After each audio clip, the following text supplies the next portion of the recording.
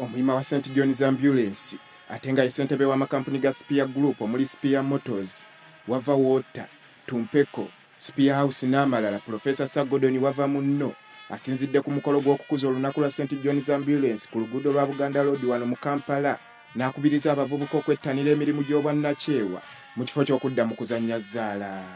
Balina okuyiga okukola voluntary, balina okuyiga okukola ssente, balina okuyiga okukola business. Naye bino byogga nti bajja kubeerawo nga basuubira nti omukisa gujja kujja tegujja kujja bukka. Bangi abalwaninga St. John's Ambulance tebafuna na misaala. Okay? N'olwekyo tugamba nti abaana balina okuyiga si St. John's Ambulance yokka bajoyininge n'ebintu ebirala ebikolebwa mu ggwanga. Baleme kubeerawo ne balerenga luwa baleme genda mu betting. Yes. Ate n'abazadde tufeeyo okuyamba ku bana.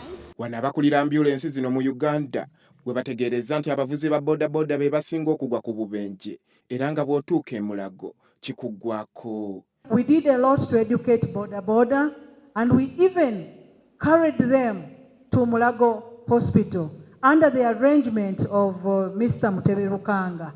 We made them to see what happens there. It was really very unfortunate.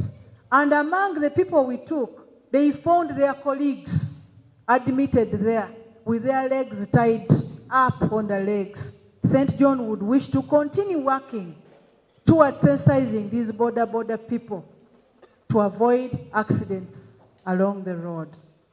Bano bategezeeza nti kino kivudde kubakwasisa amateeka obutafaayo ku bavuzi ba boda ate nga mu mawanga agatwetoolodde babaayo mu kugoberera amateeka g'oku nguudo be bakyasinze.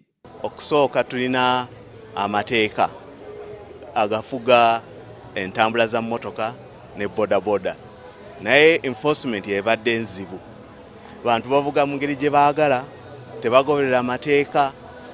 Ne industry ya boda abakulu ba industry eyo tebateekamu discipline mu bavuzi ba boda. Ekyo kye kireese omutawaana. N'ekintu si kizibu kubanga amateeka gye gali. Ono era asanyukidde nnyo omulimu ogukolebwa ambulance zino naddala ogwakolebwa mu kukyala kwa Paapa wano mu Uganda. Paapa bwe yakyala wano mu ggwanga, St. John yakola nnyo kubanga yali mu bifo byonna Paapa bye yakyalira okuviira ddala ku airport, mu kkubo mwe yayita, Nakiyanja, Munyonyo awamu ne Namugongo. Rubaga twaliyo, Kololo twaliyo. Kale n'olwekyo abaana bakola omulimu munene nnyo era abantu abalwala kubanga olw'enjala n'okusindikagana okulaba nga batuuka ewali Paapa, St. John yabawa obujjanjabi mu ngeri zonna. Olunaku luno olwa St. John's Ambulance lukuzibwa buli mwaka mu nsi yonna.